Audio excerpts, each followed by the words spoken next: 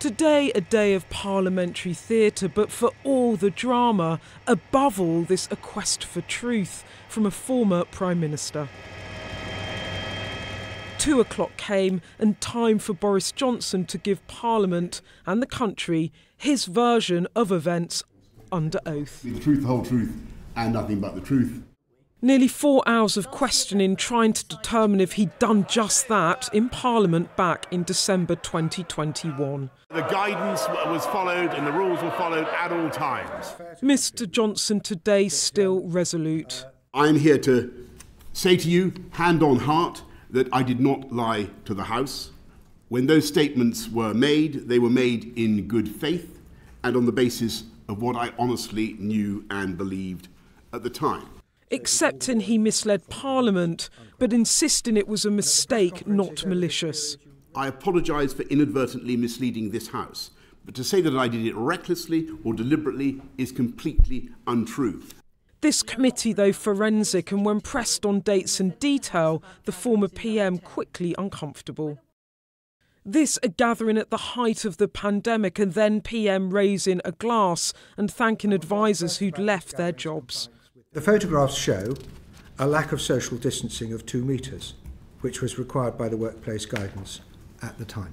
It was 1 metre we were together. So do you accept that you were present at this gathering and that people were not socially distanced while you were there? I thought it was essential for work purposes. November the 13th was a day in which 2 senior officials, senior advisors in government had left their jobs in very, very difficult and challenging circumstances.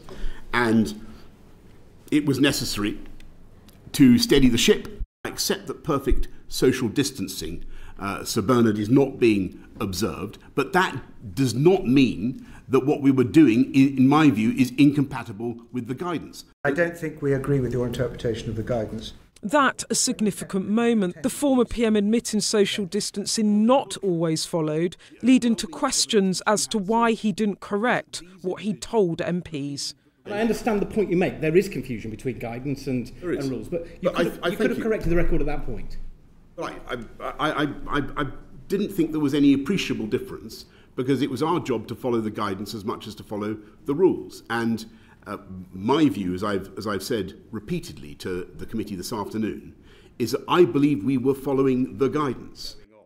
Defending instances where he wasn't socially distanced, while also at times seeking to pass blame onto those around him. If a minister cannot rely on the advice of senior and trusted officials when you have to get a huge amount of business done, then it would be impossible for government to carry on.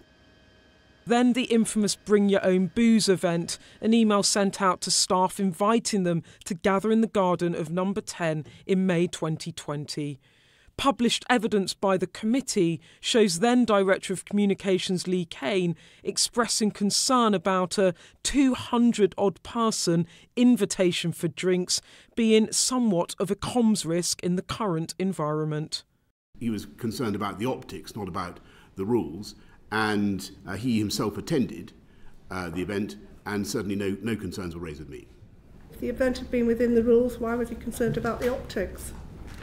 I think, I can't say. I think he was concerned about the impression that people might gain if they looked over the garden wall. Some of the testuous moments came as Boris Johnson was grilled over his repeated defence that statements rules weren't breached, were based on assurances by trusted advisers. Some might see your reliance on the purported assurances you received as, and forgive me, as a deflection mechanism to prevent having to answer questions about your knowledge of these gatherings. Would that not be a fair assessment? No, it would be a completely ridiculous assessment. You were there at the time, so it's a bit hard to understand what the nature of an assurance is when you have been there and seen it with your own eyes.